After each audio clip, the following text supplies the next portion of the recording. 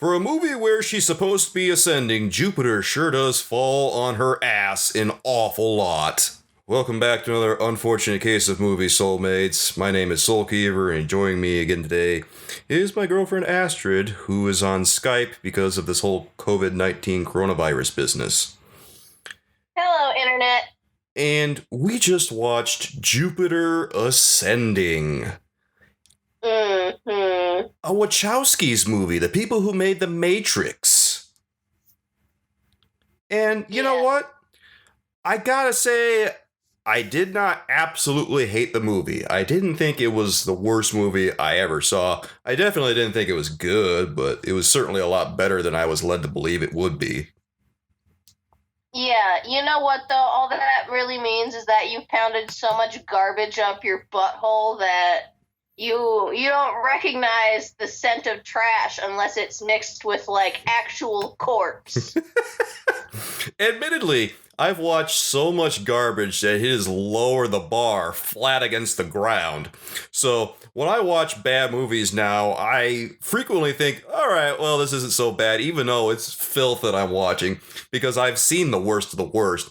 And believe me, I know bad movies, and when I see something that everyone else thinks is bad, I'm going, you guys don't know what's bad, do you?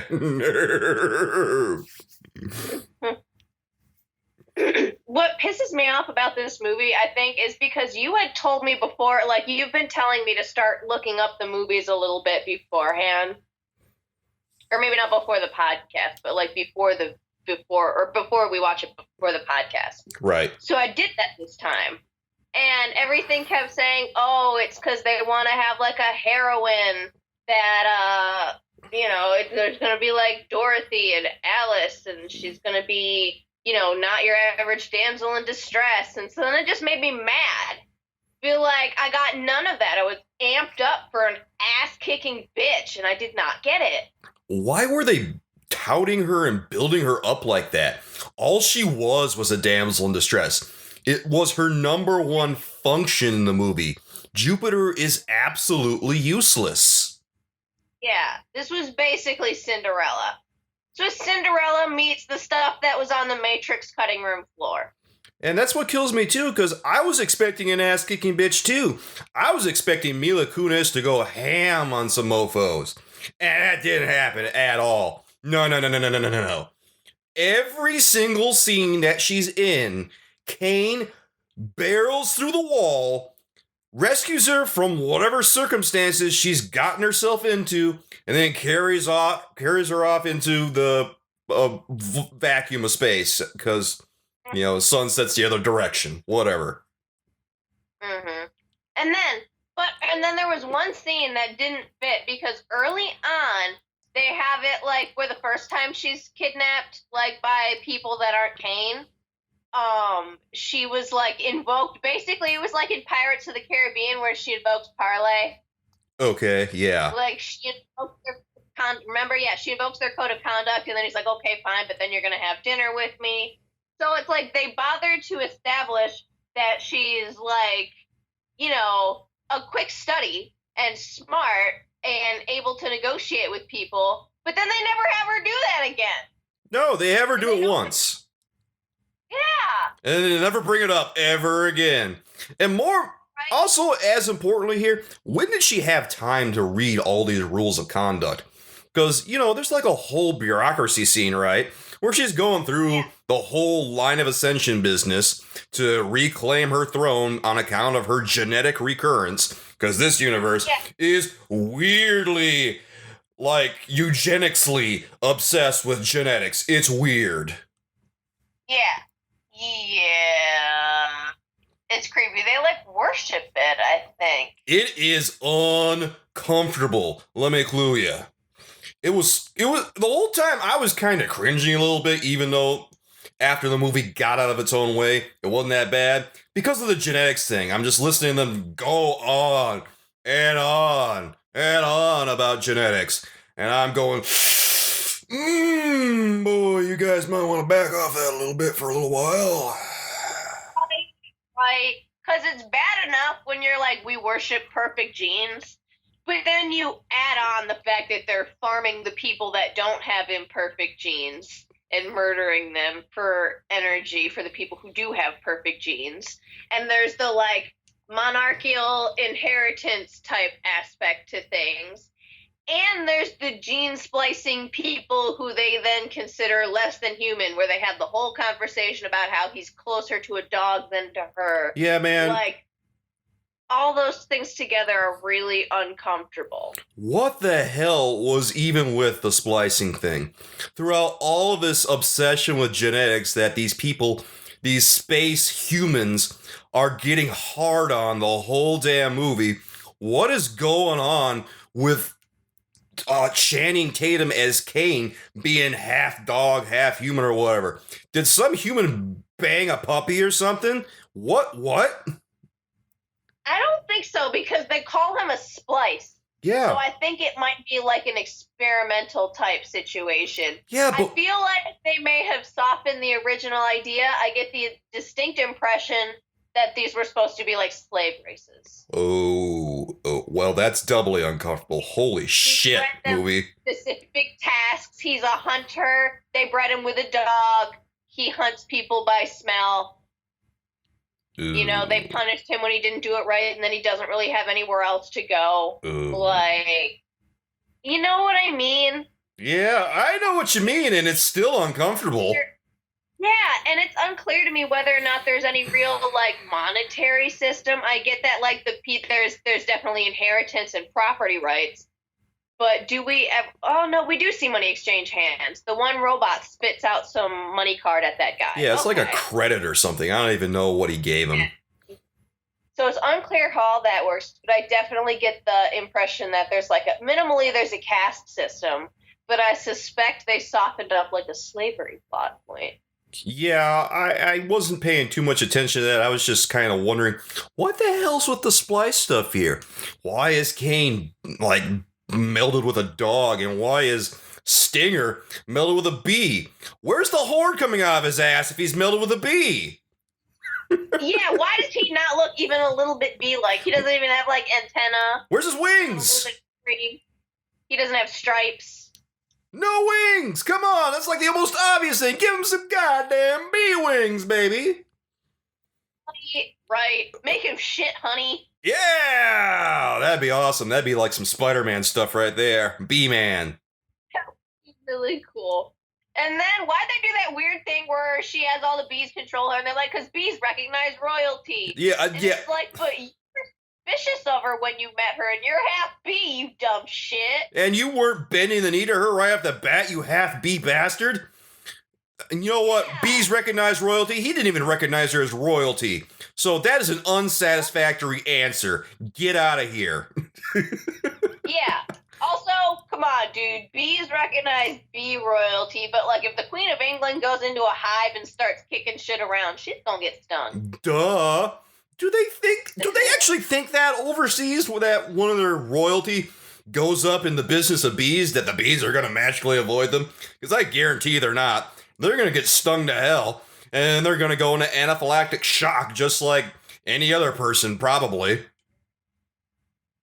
Right? I don't know, man.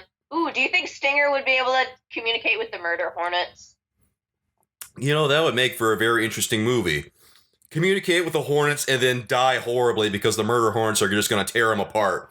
Like a really big bee. Except they have to gang up on him like, oh, the murder hornets are looking around going, oh man, Holmes, we got ourselves a real challenge here. This is like 1,000 bees in one. So then they just swarm him and destroy him and say, man, job well done. Let's go get some tacos. I'm not sure that's how murder hornets work. In this plot, the murder hornets are the heroes. Because everyone is the hero in their own story. Yes, this is true, I guess. To everyone else, they're absolute bastards. To murder hornets, they're doing just fine. They're just keeping bee population down. Keeping the bee population down by exterminating it. Oh, yeah. God. Yeah. Well, no one ever said the whole plot wasn't dark. Yeah, that's true. So now we're going on to Jupiter being queen. You know what? What the hell is she even queen of? Because she goes through the whole line of ascension thing over at the space DMV, signs papers, gets insignias and all that business. But what does she even get out of it? Because I don't know. I don't know, because they call her Your Majesty, but as far as I can tell, she either has the same inheritance rights as those people who are they her siblings? Or they no, she's their reincarnated mom, they think, based on her genes. Although honestly, genes, that's not how they work. You don't get random reoccurrences of the exact same sequence. Yeah. Even every 100,000 years. I don't think that's how that works, because we get mutations. They think they're her children, even though they're not her children, because she hasn't lived the same life as their mom. She's born from different parents. She's not their mom, no matter how much they wish her to be or how much she looks like her. She's not the same person. And they are weirdly attached to this, and they can't even consider the thought that this person doesn't give a shit about them because she knows nothing of them. She's never met them. She's not your mom, you weirdos. But they just have the biggest complex ever, and they can't even conceive of frickin' Jupiter not being their mommy. Yeah, and it shows. And they're projecting all their mommy issues onto her. And meanwhile, she's more or less disgusted with their way of life. As I feel like the only reason she would even look similar to them is because they don't really evolve anymore if they're staying alive for what she lived 90-something thousand years, 92,000 years, something like that. Yeah. If you go back 92,000 years in human evolutionary history, not gonna look the same. Yeah, not gonna act the same. Bro, you're gonna find some stuff you go back that far. Right? I'm gonna find some of our hairier cousins. You're gonna get a little weird if you go back and look for those people. Hot dog. God almighty. Right. The reason that these people live for so long is because they bathe in this weird gene juice that looks like someone spit in a jar and threw it in the freezer. Oh, but accurate. Yeah, accurate. I mean, that's what it looks like. It looks like just a jar of saliva. And they fill like a bathtub with it and then bathe in it. And what it is, it's just like thousands of humans that have been ground up into juice through a space juicer. And now you got it in a tube, available for your convenience. Yep, they've got a space juicer on Jupiter's red storm spot.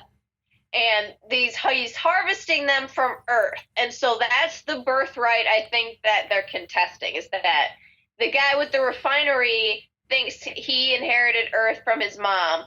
But his mom, much like in Scientology, left a clause in her will for her reincarnated self. So then when that becomes Jupiter, she usurps his inheritance rights, and then he's not going to be able, so he might have the refinery, but he's not going to be able to harvest. But like, why they're calling her Your Majesty, I don't know. It sounds more like she's a CEO. You know, now that you bring up Scientology, and the connection does make a lot of sense, I gotta wonder now, are they Scientologists? They did tell her that humans were born on another planet. It came and populated that one. I gotta wonder right now, are they Scientologists or not? Because I haven't even looked it up and I haven't thought about it. You know what?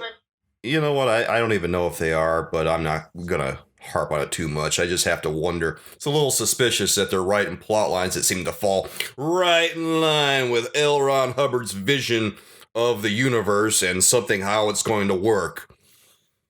But they are in Hollywood, too, so they probably hear this crap all the time, so whatever. Yeah.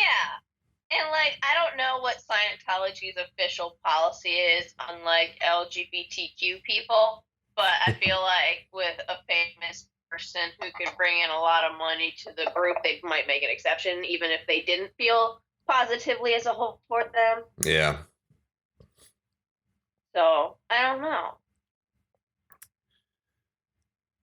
there's nothing that really changes at the end after Jupiter ascends to the throne and gets back all of her inheritance and all that business. And I don't even really know what she inherits other than Earth. From the beginning of the movie, it really sounded like the Abrasax siblings, that's their name, no, Balem and Titus and Kalik. They all apparently have some kind of assets or resources that deal with the harvesting of humans all over the universe, but they never really say what the rest of them are. And supposedly, Jupiter is entitled to a whole bunch of assets that I guess Balem has access to, and the other two don't. I don't even know. I think it's just because Balem is the oldest one. But Jupiter doesn't get anything besides Earth, and you gotta wonder, did Balem only have Earth? Because it was implied at the beginning of the movie he had a lot more than that. Does she have that at the end of the movie, or does she just kind of shrug it off and not really worry about it? The impression that I got is that Earth was worth more than all of the other planets in the inheritances combined. Okay. That's what they... So... Kalik said that she had several planets in her inheritance, but none as grand as Earth. Oh. And then Balem, I think, has Earth, and then also Jupiter, I think, because he's got the refinery there, so I assume he's got at least a chunk of Jupiter. Okay. And then Titus, at least according to, like, the Wikipedia article, squandered the rest of his planets buying his pimped-out spaceship. So well, it was a worthy investment, am I right? Yes. You know what he should do is he should just invest in harvesting some humans on his ship by taking in some of the humans from Kalik's share and Balem's share and then rebuilding his wealth off of that. I mean, they gotta process the humans, right? So why doesn't he just take some money from that and rebuild his fortune? It makes good business sense, baby. A mobile refinery. Heck yeah. I mean, if you own the refinery, that's like half the business. It really is. So what's not clear to me is who the Aegis work for. The Aegis, the space cops? Yeah. I'm not sure the Aegis work for anybody. Oh, they're like America. They just think they are responsible for policing the universe. Yeah, they kind of just run around policing things, acting like they own the place, and the rest of the universe is just looking around going, who the fuck are these guys? Okay. Just enforcing something. Yeah, I don't even think they're an official body of government or anything. I think they just like to call themselves policemen, and they cruise around the universe wearing badges and stuff. Oh my god, you might be right. Oh my god, that's why everybody's scared of them. Because they're not actually accountable to anybody. They just do whatever they do and call it police work, and people are looking around going, what are you talking about? Police work. You just kicked in my door. You just ruined my force field. You broke all my gene juice. You shot my dog spliced human. Half an hour. Yeah, man, I don't think the Aegis is actually a governing body or anything, because the whole time they were in the space DMV, and Helper Bob, the bureaucrat boy, was looking around at all the signs and stuff, trying to help Jupiter get through all the red tape of the ascension process. I didn't see one single sign for Aegis anywhere or Aegis that. So I think they're just wearing badges going around pretending that they own everything, and they're just full of asteroid dust. Oh my god, you might be right. And that's why the Abrasax family will kidnap Jupiter. They'll try to coerce her into marrying them, but they won't just invade Earth because they're scared of Aegis, because Aegis are accountable to no one. Aegis will do anything, and they'll do it crazy. And they'll like it. Yeah. Speaking of crazy, let's talk about Eddie Redmayne here as Balem Abrasax. The absolute gem of this movie was Eddie Redmayne giving the worst performance of his career. Oh my god, guys. Yeah. I think we can't let this go by without giving a little taste of the performance here. Let me warm myself up. I create life, and I destroy it. And every other line he says in the movie is at the volume of that, and I destroy it. Yeah, man. Like, he spends the entire movie talking in this weird whisper that doesn't make, like, any sense after you hear him shout in a full-bodied voice. And I was wondering, what the hell is going on here? And then I looked up some stuff on TV tropes and found out, oh, according to Eddie Redmayne, Balem was supposed to have his larynx ripped out by some wolf-human hybrid, presumably Caine, and that's why he's talking in such a hoarse whisper all the time. But then he shouts in a full-bodied voice, and that kind of throws everything out the window then. Was he just having a lazy Tuesday or something? Did he just not feel like acting this particular production? I'm not sure. I feel like, yeah, maybe he just felt like loaning his name to this movie was enough. Keep in mind here, guys, this is like after he did The Theory of Everything. After. Yeah. Yeah. He decided he gave the best performance of his life, and no further effort is required from him. This is like the dictionary definition of resting on your laurels. Yes. And then he went on to star in The Danish Girl and Fantastic Beasts and Where to Find Them. But I will never forget this performance for all the wrong reasons. Holy crap. It was so bad. I don't know how Mila Kunis could stand across from him and keep a straight face. She deserves a special Academy Award simply for doing that. Right. I don't know why this movie hurt her career, but not his. You know, that's a good question. Because she gave as good a performance as she possibly could have. There was nothing to complain about on her end because every scene she was in, she was acting really well. And she was very obviously taking this movie very seriously because she probably looked at this and said, okay, this is my big moment. I'm going to become a hardcore action babe. I'm going to be a big name now. I mean, not that she's a small name. She's been in some stuff. She's on Family Guy regularly. She was on That 70s Show. She was in the movie Ted. She's in, that Bad Moms franchise. She's in stuff. But this is like going to be her moment where she's going to be like AAA movie star, right? This was supposed to be her Angelina Jolie as Lara Croft breaking into the action drama role. Yeah, I can't believe that Tomb Raider established Angelina Jolie. And somehow this didn't establish Mila Kunis. Well, the reason probably is because this was not really profitable. And this, not that many people went to see, honestly. Yeah. No one really gave a crap about Jupiter Ascending. The difference, I think, is that when they marketed Tomb Raider, they really, oversexed Angelina Jolie and they sold it that way. Oh, well, I guess that would make a difference, wouldn't it?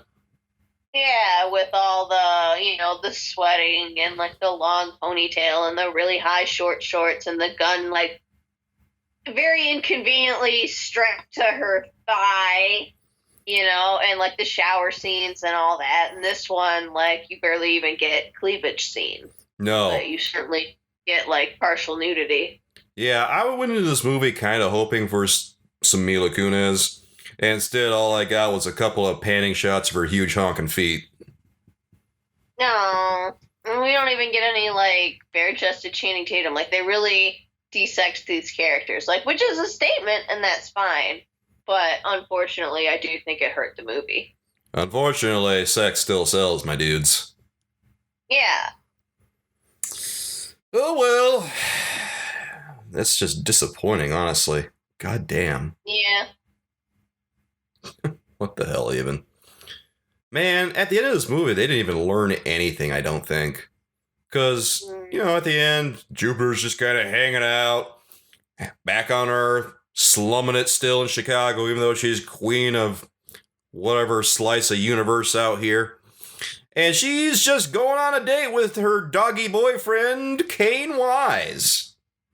Yeah. So, yay for her, I guess, even though it's got shades of bestiality about it. God only knows what happens when she pets him and calls him a good boy.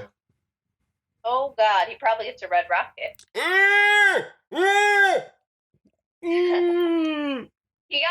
He got his wings, and she's got those, like, gravity space boots, rollerblades things. Oh, yeah. But, yeah, nothing fundamentally changed. And, like, I feel like they're trying to argue that she's like Dorothy and she learned that there's no place like home. But, like, and that would be fine if this was just, like, your typical fish out of water story. But they introduced that whole element of, like, genocide. So you can't just leave that unresolved. They destroyed one refinery, but they did not upend the system of it because they've made it clear that there's, you know, humans on other planets that they're also harvesting when they're ripe. So there's this whole youth system that, like, according to one of those Abrasax siblings, that's what the mom got murdered over. And I'm not sure if that was a lie, if she just got murdered because they wanted her inheritance, or if she actually was going to turn things over and stop that system. And they're like, no, you can't undo it because I like it this way. But either way, like, now it's up to her, and she's the only one with the power to do that, and she's not. She just ran away back to Earth. Yeah, she's just back on Earth chilling. She's not doing anything. And not it is even just that she hasn't upturned anything and she hasn't done anything particularly monumental at the end of the movie, aside from taking down one refinery with the massive help of Caine. And she didn't even take down the refinery, really. All she did was hang around until Caine showed up, like always. And then she got in a few licks on Balem at the end. And Balem's the only villain in the movie who actually dies. He falls to a Disney villain death right after he reveals all of his mommy issues to her. And then she beats him with the same pipe that he was beating her with, because he's a big pussy. And I don't even know why she even got hit by him, because she's very obviously tougher than he is. I mean, look at Eddie Redmayne. He's a big, skinny Chucky doll. Look at him. He looks like plastic. He looks like if you kicked him once, he'd break in two. He does. He looks like a wax figure. He looks freaky. It freaked me out looking at him this entire movie. And I thought that was just something they did for the movie, which if they did that, it was particularly effective. But then I looked up a picture of Eddie Redmayne and nope, that's just Eddie Redmayne. Oh, God. Oh, God. Like, it was just a picture of him in a Comic-Con. I went, oh, my God. This is a leading man. Yes. Oh, God. Oh, man. Yeah. I don't see it either. Yeah, if that sounds harsh, dude, look at Eddie Redmayne and tell me I'm wrong. Yep. Jesus Christ. Tell me he doesn't look like he's mid-rigor mortis. So, yeah, man, that was really disappointing that they didn't do really anything with Jupiter in any regard for the entire movie, even though she's supposed to be portrayed as some kind of feminist hero. She didn't really take any kind of action on her own. She brought no skills to the table. So why was she even part of this story to begin with? I understand she's a fish out of water, but in a story that you're telling like this, it doesn't necessarily have to be real life. It's a piece of fiction. If she's going to show up in the movie, she should do something. She should have some kind of skill she brings to the table so she doesn't look like an asshole being saved by this half wolf, half man all the time. Wolfman Jack over here. Wolfman Caine. Yeah. What? Don't make her only contribution to the fight be her valuable genes. Because then you're just playing into the eugenics thing like it's good. And that shouldn't be the message that anybody wants to send. If anything, her gene makes her the hero.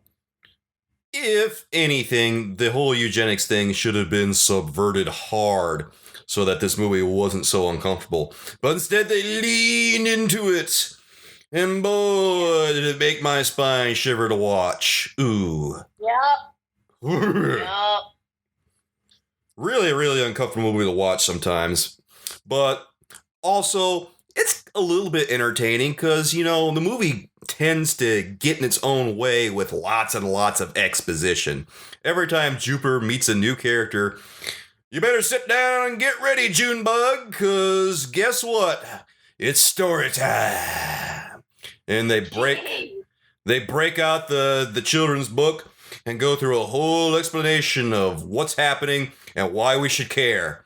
And I still don't give a shit even after they're done. Yeah, and they aren't particularly informative bits of exposition. It's just a lot of information, and then half of it isn't really super relevant to the plot. It's like background noise.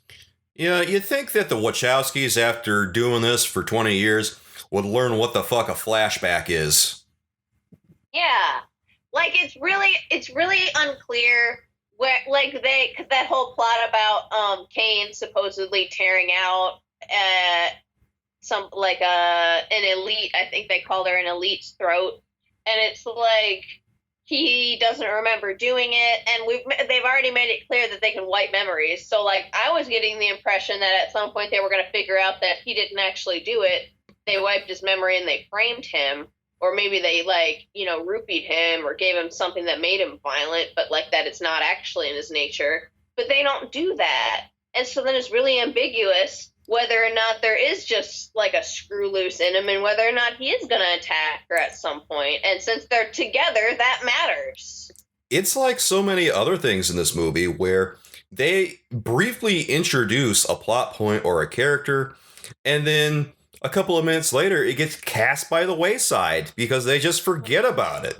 They decide they don't want to pursue it any further. And it seems like this is a pretty big character development bit for Caine that they never bother to explore. Yeah. And it would be interesting to find out. Like, that was a compelling bit of information about him. And I wish that they'd leaned into it and told us more. It was one of the only exposition cases that I wish they'd told us more. But since they didn't, it's basically irrelevant and they didn't really need it.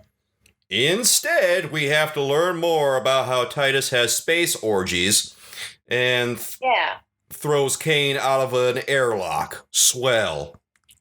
Good job, movie. Yep.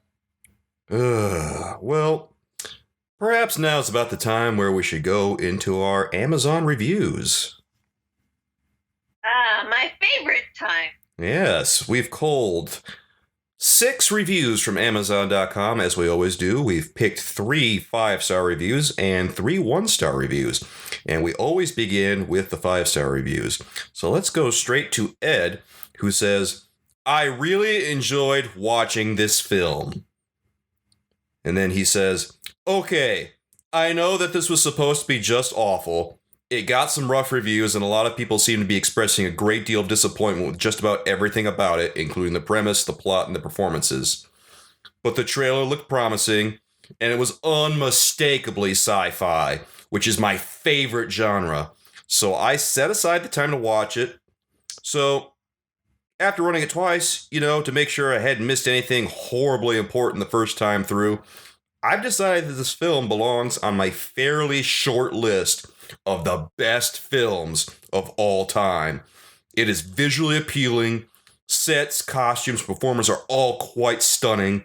These elements come together nicely to tell an interesting, oddly balanced story of good and evil. The action scenes are fast, loud, and colorful. The quieter scenes are appropriately reflective. There's just enough drama to get you thinking about where we are in the universe and why we are here. And the drama is paired with sufficient humor to more than overcome the pathos. It is a little bit Cinderella, a little bit Beauty and the Beast, a little bit steampunk, and even a little bit Monty Python. Jupiter Ascending was actually fun to watch, which I can't say that about very many other films. It earned its 5 stars.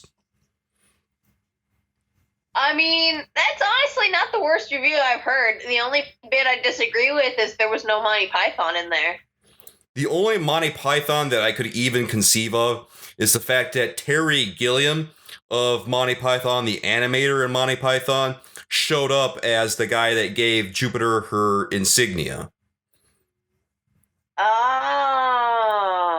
So yeah. that whole DMV thing was like a throwback to one of his movies, and I think it was Brazil or something. Okay. And to be honest, I would rather watch Brazil twice than watch this ever again. Ouch. Even though, Brazil's a good movie, but I've watched Jupiter Ascending twice, and I regretted it after the first time. Twice is more than anyone should ever watch Jupiter Ascending, to be perfectly honest. Yeah, it's none of those actors' finest movies. This is 2 hours that made my eye twitch after the first time, and after the second time, I had my eyes shut. Praying that I could forget this godforsaken movie. Jesus. Our next review comes from Merrick, who says, Mila Kunis' Dune, a space opera. I love this film. Now, a lot of people have hated on this film, and some of them are at least justified. I personally have only one small problem with this movie, so I'll state that first. In this movie, there is an amazing universe born. Not just a universe, but a whole mythology. That being said, I wish they had taken more time to develop/show more scenes of each of the characters and things in this movie. When you watch it, you can very easily see where they could have made it into 2 or even a full-on trilogy. As a single film, some parts seem a little rushed, but I loved everything about this movie. Still, however, it kind of reminds me of a cross between Frank Herbert's Dune and Alice in Wonderland, where the journey itself seems to have a life of its own or something. A lot of the negative reviews have to do with Mila Kunis' character, but ask yourself, what would you do in this scenario? She's launched into space with no training, no knowledge of politics or social norms.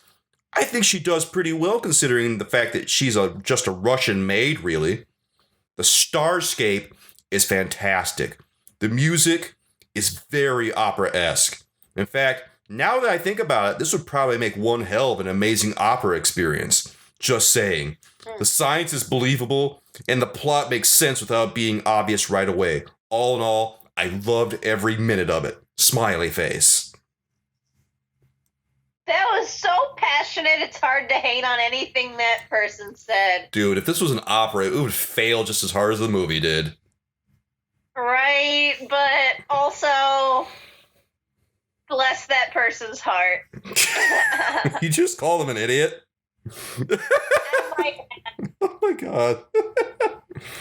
What are you even talking about a mythology? It was the most half-assed mythology in all of movies. Their world building sucked, dude. It sucked.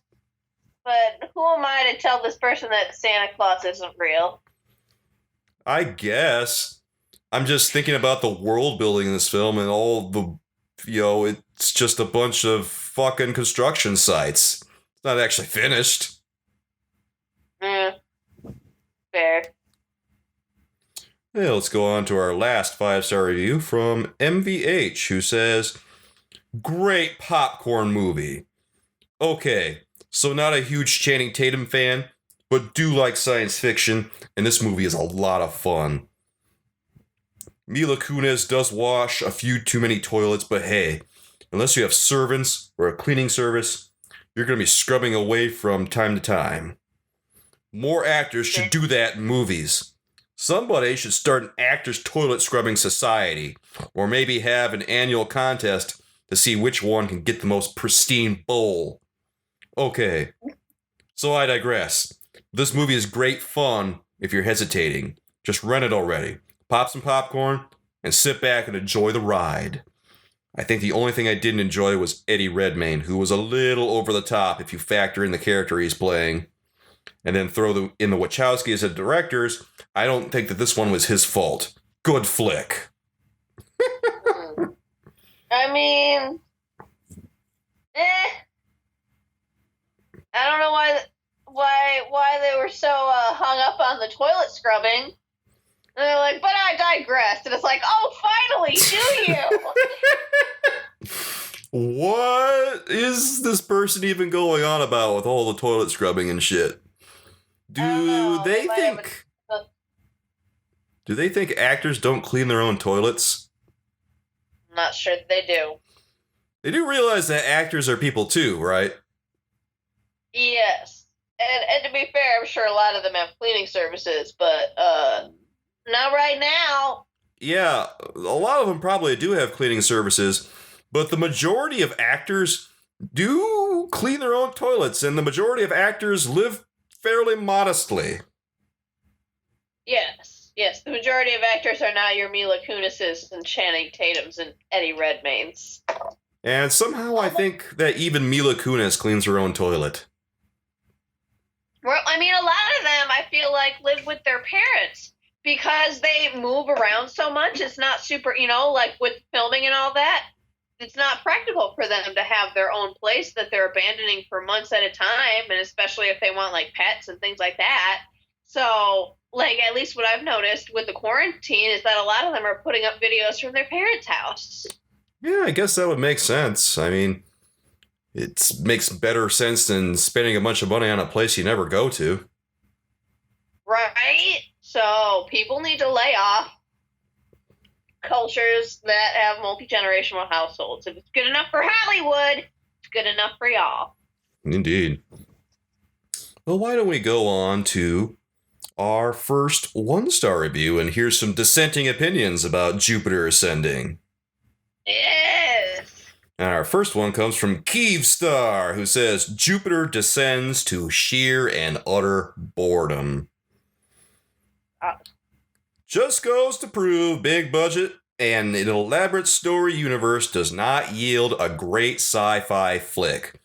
As good cooking starts off with garlic and onions, this flick fails to include a basic ingredient: a story. Every scene is haphazardly piecemealed into nonsensical disambiguation that leaves viewers unsympathetic to any character. Additionally, this film is filled with failed scenes that ask viewers to remove reason and logic from their brains. Why? Why does Hollywood force Russian characters into a storyline and always fail to capture true Russian dialogue / speakers and acting? And is this an adolescent attempt at a political protest or evidence of a shortage of good Russian actors? This is 2015, not the 70s. Viewers demand more accuracy. Here go my grades. Acting, C. Direction, F. Too many fast cuts not allowing viewers to absorb a key story element. Music direction, F. Music supposed to add to the story, not distract and annoy viewer. Most pieces did not match scene. Story, 0. I could not find 1. 0 script continuity.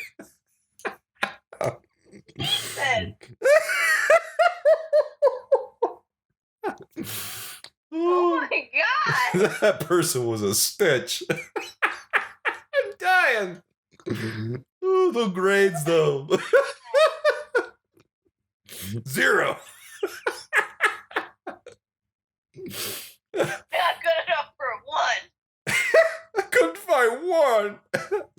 Oh my god. About the Russian thing, Mila Kunis is Russian. She's fluent in Russian, my dude. Yeah. She did not have to read that script phonetically. No, she did not. Well, technically, I guess she's from Ukraine, but still, it's close enough. And she is fluent in Russian. Funny story about her. Apparently, she applied or auditioned for a role that called for a Russian Jew a while ago, a long time ago. And even though she's Russian and Jewish, like the role called for, she didn't meet the producer's expectation of what the role was supposed to be. So she got cast as a Mexican instead because I guess she was too dark. Yeah, I'm not sure they realized not all Russian people look like Melania Trump. And our next one-star review comes from Kindle Customer, who says, 0 if possible. Ouch. Lavish sets, wonderful special effects, Mila Kunis, Channing Tatum, Sean Bean. What more could you ask for? How about maybe a good script? Mila's Mila's character is supposed to be an intergalactic Cinderella, but we never develop any real sympathy for her. Mila is a terrific actress, and given a better script or storyline, this could have been a great movie. Instead, we have the damsel in distress getting rescued at the last minute so many times it becomes a comedy. There's no tension to suspense to sustain the experience. Really got to agree about her getting saved so many times it becomes a comedy, because it happens at least half a dozen times in this movie. We counted. It does. And it's always that he swoops in and carries her out like a baby. There's not even any variation in how it happens. Oh, I know. He swoops in when she's about to get her eggs, harvested for some money over at this Planned Parenthood clinic, where it turns out aliens are there waiting to kill her. And then he swoops in and saves her. He saves her again when she falls off this skyscraper that's under construction. He saves her again at the wedding between her and Titus. He saves her again at Balem's hideout. He even goes in and makes like he's going to save her at Kalik's place. It's all he does. It really is. It's embarrassing. It's embarrassing for womankind. And continuing the review, he says, it's like going to a buffet and eating only dessert after dessert. Sure, they're good, but where's the beef? There's supposed to be a romantic or sexual tension between Mila and Channing, but it's like watching two teenagers falling in love at first sight. There's no real connection between these two, and it's painfully obvious as you watch the movie. The villains are shallow and not very tough to beat. Apparently, all it takes to defeat them is to have a wolf boy with flying skates and cool force field shield around. Sadly, this movie is not even bad enough to lampoon a la Mystery Science Theater 2000. Okay, maybe they would do it, and it would still be epically boring. I'd give it 0 stars if I could. I want those 2 hours of my life back. Ouch. So do I, dude. Really bad. It wasn't a very good movie. It really could have used some polish. Really, really surprised that the Wachowskis would put this out or just look at this whole thing and say, it's good to go. The exposition alone screamed, oh my god, rewrite it, you douchebag. Yeah, they really phoned it in. Were they just banking on people going to see the movie, or were they just so concentrated on this one scene that took 6 months to film that they forgot about everything else? I think it might be a little of both. I think it might be that one. They're like, oh, this is great. It's going to look great in the trailer. Everybody's going to come to see it because it looks awesome. And then they didn't pay enough attention to everything else because they counted on everybody coming to see it because it's got the Wachowski name on it. Dude, they took 6 months to film that scene where she falls out of the skyscraper over this Chicago cityscape.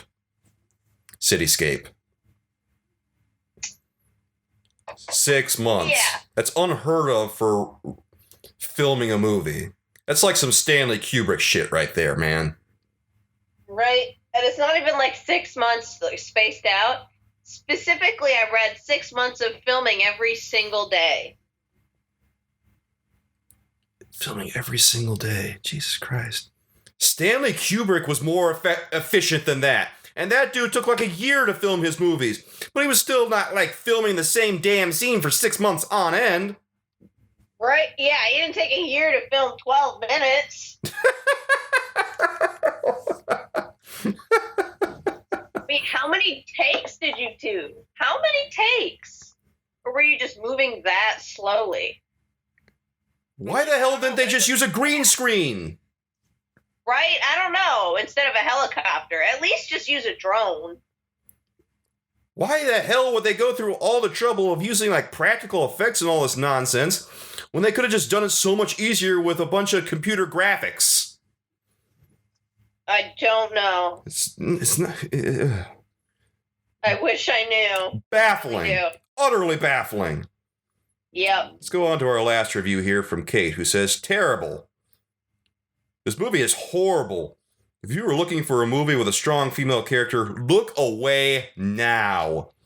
Channing Tatum gives a lackluster performance as half early 90s roller skating man, half wolf boy. Nothing makes any sense. If you have to watch this movie, watch it drunk and drink every time you're confused. And if you do that, you're going to die of alcohol poisoning, my guy. Because that's going to go on for pretty much the whole movie right there if you drink every time you're confused. Holy shit. Don't do that. Terrible plan. No shit. Jesus. Well, reviews from Amazon.com, everybody. Very insightful. Yay. So, my favorite time. Your favorite time? Okay. Did you learn anything from this movie? Yeah, I learned if I'm ever in trouble, just jump off a building and wait for you to come save me on your gravity skates. Oh man, I'm going to have to inquire Doc Brown about a pair of those and see how fast I can fly up the side of the Empire State Building. Better do it, because I get in trouble rather frequently. I am very mischievous. Yeah, I'll just let you splat and find a new queen. My kids are very valuable. Well, I learned the Wachowskis are really fucking incompetent as directors. Shockingly incompetent. Right. It's disappointing. And, I always thought the Wachowskis had really high regard or something, but then I looked at all their movies, and, the only good movie they've ever done was The Matrix. Everything else they've done has been really garbo. The second Matrix movie was okay, the third one was shit, and then Speed Racer was shit, and then they did Cloud Atlas, which was okay, and they did this, and this was shit too. Yep. Yeah, I think I'm starting to think that The Matrix was only good by accident. Yeah, I really think that too, and I think it's just the perfect storm, lightning in a bottle case, and not actual skilled direction. Because if this was skilled direction, they'd be able to churn out more than one good movie over the course of 20 goddamn years. 25. Right. 30 even. 30 years. Yeah, 30 years they've been doing this shit. Wow. I know. Chew on that. It's really depressing to think about that the people who made The Matrix are actually terrible directors. Whereas you look at a guy like Stanley Kubrick and Steven Spielberg or Orson Welles, and they pretty much churned out a good movie every time they made one. I learned youth is not worth the price that they want you to pay. 1,000 human beings for the price of being young again, yes! And she only shaved 20 years off. Think about that. I mean, why didn't she revert back to being a child or something? Or is it you gotta bathe in a certain number of humans and their gene juice in order to revert back to a certain age? I don't know. She seemed like that was not a very efficient use of all those humans, though. Because she didn't even touch all of them in the water. I feel like you should pour it over you. It's a terrible system, full of flaws. If they were going to do this whole gene juice thing, I'm really shocked that they didn't lean into that fact and they leaned into the genetic recurrence instead. Yeah. If they were going to do science fiction like this, they really should have leaned into the gene juice and harvesting humans. Would have made for more... What's that? I learned more thing. What? Jupiter likes dogs. Yeah, Jupiter likes dogs a little too much. Well, at least now when she's sleeping belly up with her big honking foot hanging over the edge of the bed, Caine can be there right on the floor, right beside her, waiting to give it a lick. You are a little too obsessed with the size of Mila Kunis' feet. Oh, I'm sorry, because that's all the movie gave me. Wow. You didn't get to see anything else. All we got to see was her huge honking feet. What am I supposed to do with that? Well, life lessons from Jupiter Ascending, everybody. Mm. So, what's your final rating for this crap movie? Go ahead and watch it. Just don't expect to be excited. And also expect to be made very uncomfortable by the eugenic stuff. Oh, yeah. Especially they give her that forearm tattoo. Yeah, they give her a forearm tattoo at some point in the movie where it feels kind of weird that they give her that, because if they were going to give her an insignia that she uses as a stamp in intergalactic space, why wouldn't they put it on like the palm of her hand? Because that's what you use to stamp stuff usually in analog terms here on Earth. Putting it on the wrist like that just kind of makes it feel a little weird. I'm not sure they intended anything or meant anything by it, but it still feels weird. Yeah. It would be less weird if it was a standalone incident in the movie, but combined with the main plot point of the movie being eugenics, it reads very uncomfortable. Yeah. It doesn't play very well. I remember telling you that this movie is okay as soon as it gets out of its own damn way because of all the exposition that it has in it. Yeah, that's fair. And it's fairly entertaining once it stops giving you so much exposition, but there's also the fact that it tends to stop for some exposition every time you meet a new character. It's not even a joke. As soon as you meet like a new major character, they've got a story to tell. They've got story time for you. So curl up with that book and get ready for it, because it's coming whether you like it or not. Right. All right. So I got to give this movie a rating. I guess I will give it a long line at the Galactic DMV, space tattooed marriage license ring, and a pimped out Playboy Mansion spaceship. I will give this movie a broken storage unit of gene juice and 2 honking Mila Kunis feets.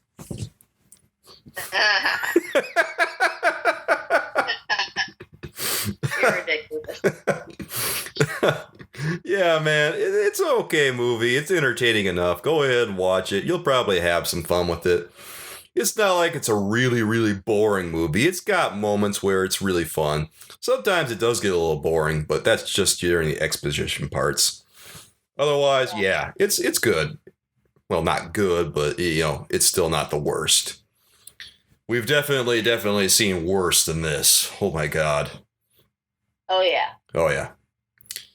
Anyway, next time on An Unfortunate Case of Movie, I believe the next movie we're going to watch is going to be Underworld with Kate Beckinsale. Ah, yes. My sister loves that movie. I don't know why. Underworld is one of the worst series I have ever watched. I hate it. Well, we'll see.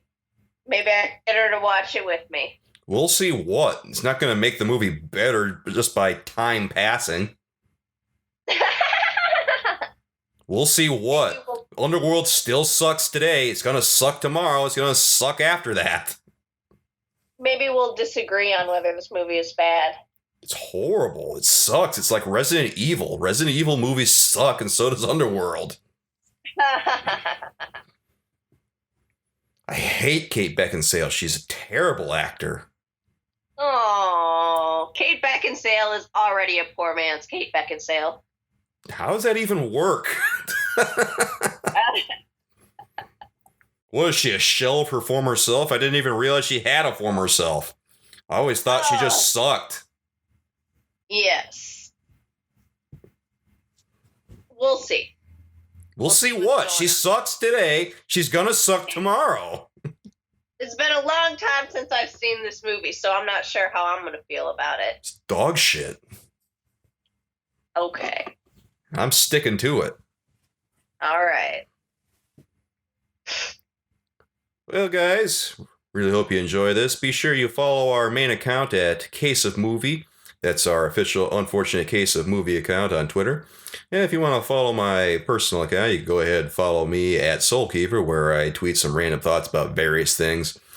Occasionally there's some shit posting, occasionally there's some serious thoughts here and there, but whatever. And then if you want to follow Astrid's official account, you can go ahead and follow her at Angry Astrid on Twitter, where she occasionally posts screenshots of the movies that we watch, along with some commentary that I retweet on our main Unfortunate Case of Movie account. Yes. Indeed. And with that, be sure you watch Underworld for next time so that you have, some idea what we're talking about. And until then, with love from us to you guys, we'll see you soon. Bye-bye.